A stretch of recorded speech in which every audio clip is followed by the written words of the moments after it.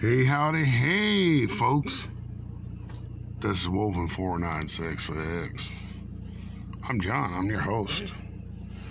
We're about to, we're sitting in the car kind of relaxing and maxing and relaxing, I guess. And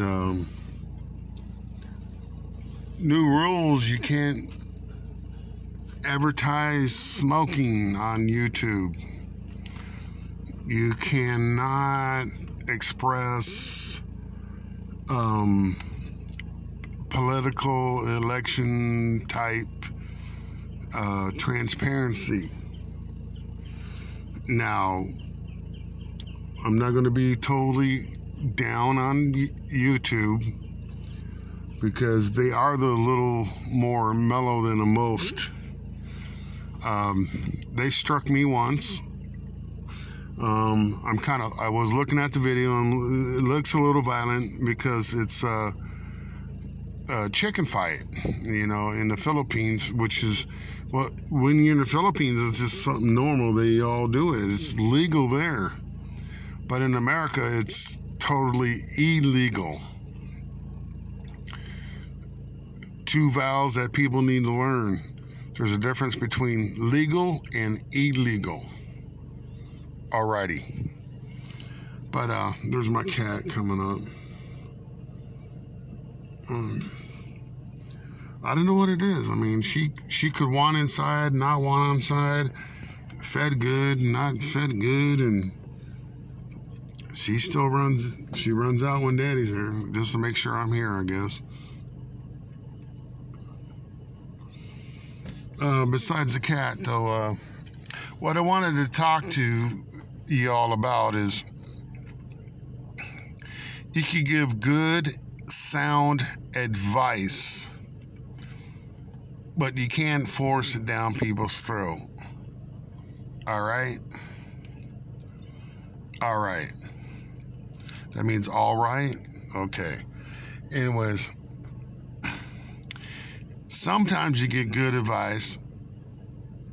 People don't take it, but they'll turn around and stab you in the eye for doing it. And then they find out 6 months later, hey man, you were right.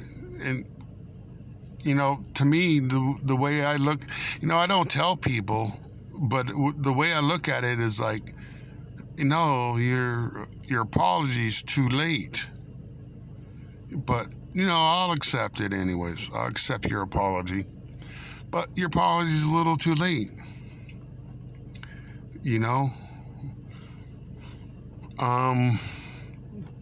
Comes down to sane voting, as insanely voting.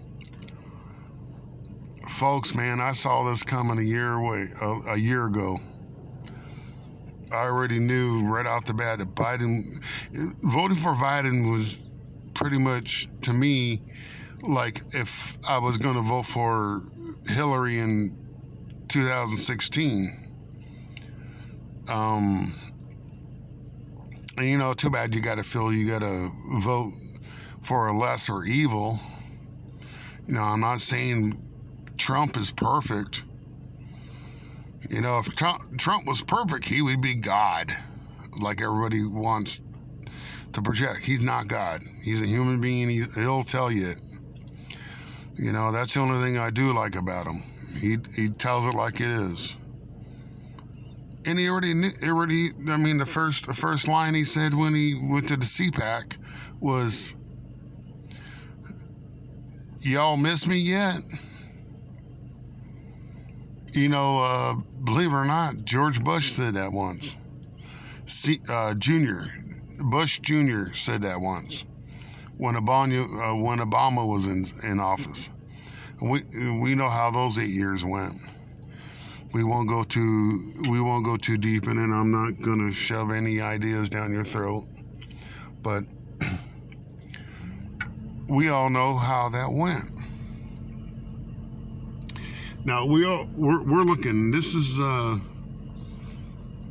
pretty much coming into spring, but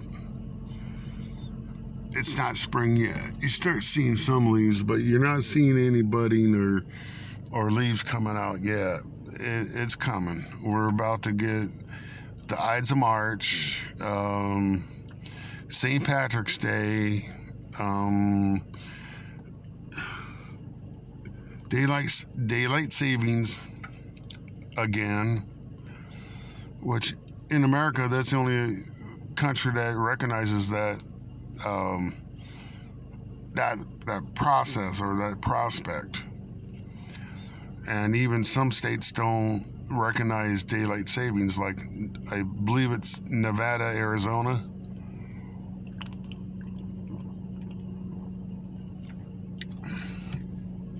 Nevada don't care because Nevada works on a 24/7 clock, if you know what I mean.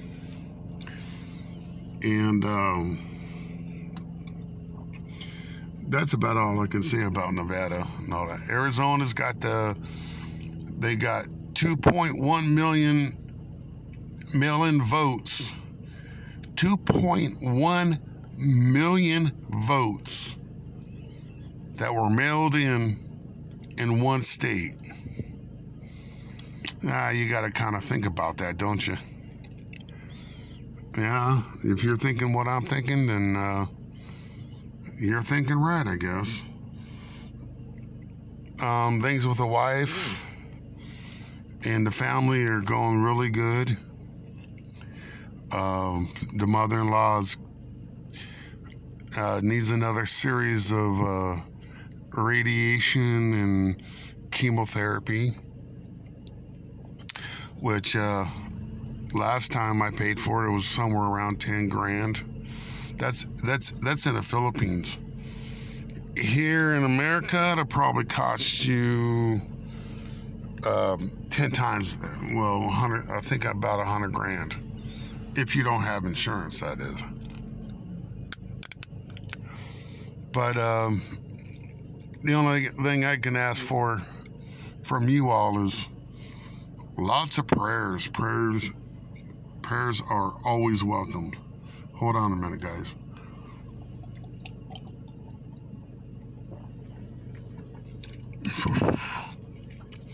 Cough medicine.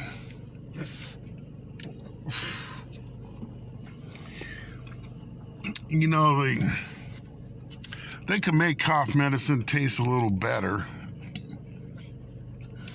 In this case, they don't. I don't even think they make cough medicine with quinine or codeine anymore either. Too many people getting addicted to it. But I just thought I'd come at you, let you know I'm fine. I'm like every Westerner out there. We are waiting for the Philippines to open up so we can get back to our girlfriends, our fiancés, our wives. Some are wanting to get back to meet the woman they met online. They probably haven't met her yet. All I can say is enter that realm with caution. Major caution. Watch your red flags. A red flag doesn't always mean that the situation is terrible and is going to be bad, but watch out for them anyways. I mean, if you get a lot of red flags, you need to reconsider. Rethink the process. Reconsider. Then again, you might be the red flag. I want you to think about that. Just because you're 67 years, just because you're 60, 70 years old doesn't mean you're not the red flag. Or you may not be sending up red flags. In contrast, saying that Filipinos scammers aren't always the problem. Maybe you're the scammer. Maybe you're the problem. Maybe you're not a scammer. Maybe you're still the problem. Moving to the Philippines or dating or marrying a Filipina or Filipino, whatever your tastes are, you got to change your train of thought. If you're going there to think that everything's hunky-dory and Americanized, you're wrong. And you're in for a good, wide awakening. You're going to be awoke in the wrong society. It's going to eat you up, chew you up, and spit you out. I'll give a good example. You're a foreigner, you come in, and you cheat on your wife. Your wife catches you, shoots you in the head, and shoots her in the head. She gets away scot-free because that is the culture. They allow her 60 minutes of cerebral,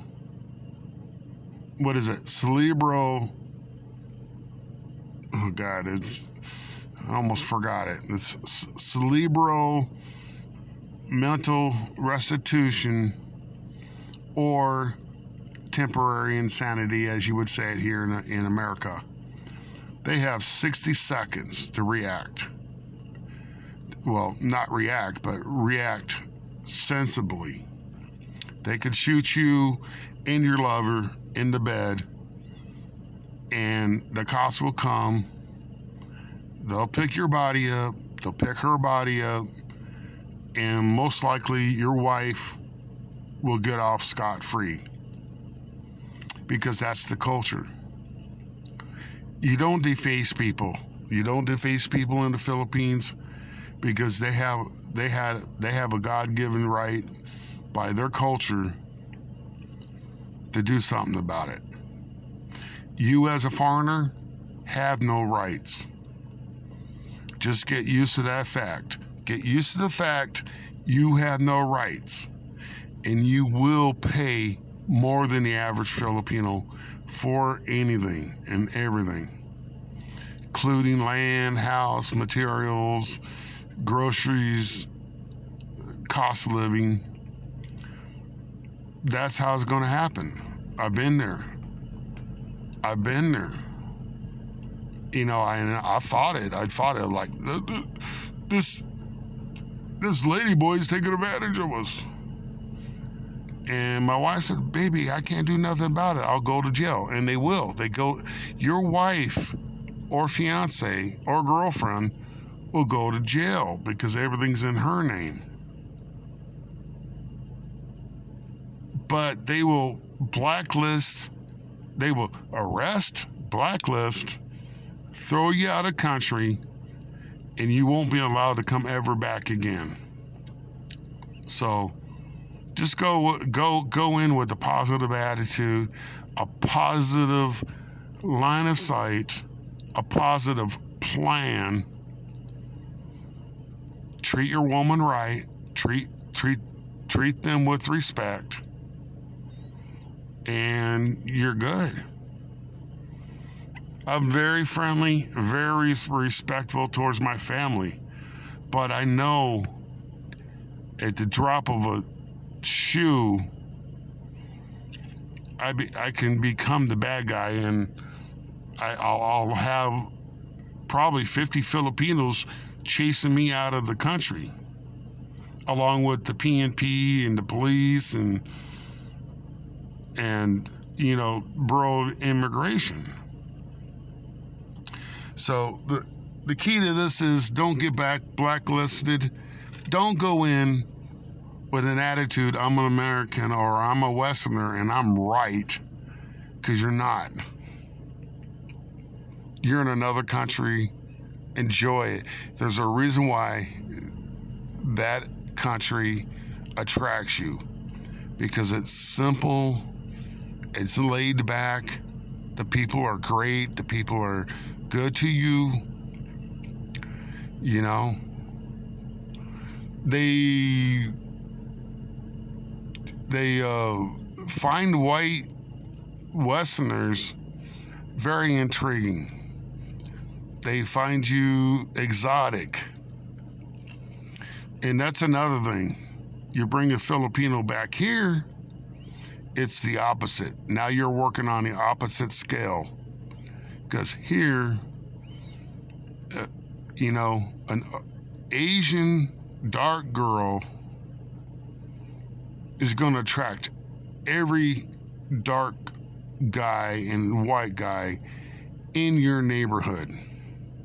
And they're going to test her to see if she's easy or not.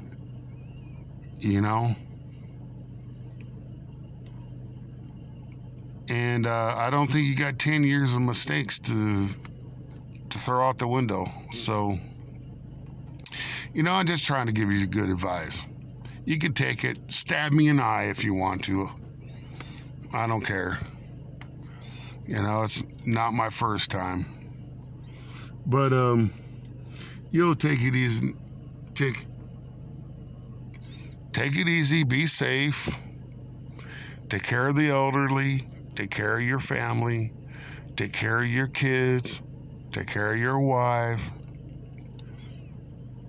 Take care of those that are close to you and need your help. Respect, love, and help people. And you're not going to fail in this world. I mean, you shouldn't be worried about this world anyways. I mean, you should be worried about after we're done here. Because we're not going to be here forever, folks. Think about that. So my cousin, the cousin I don't have the most respect for, and I won't name him, but he did say something. He says, how does that pride taste going down when you swallow? Because I had to swallow my pride many times. And he said, you talk like that. What would Jesus do? And those were some unfair aspirations, but yet they were fair. If that makes sense. Because I thought about it and I said, yeah, my Christ wouldn't do this. My Christ wouldn't talk this way. So I stopped doing it. Mainly because I want to be one with God and I want to walk with Christ. But that's me. Some of you out there may not be believers, but that's all right too. Well, I'm almost done with my meanderings. I think I'm like 18, 20 minutes.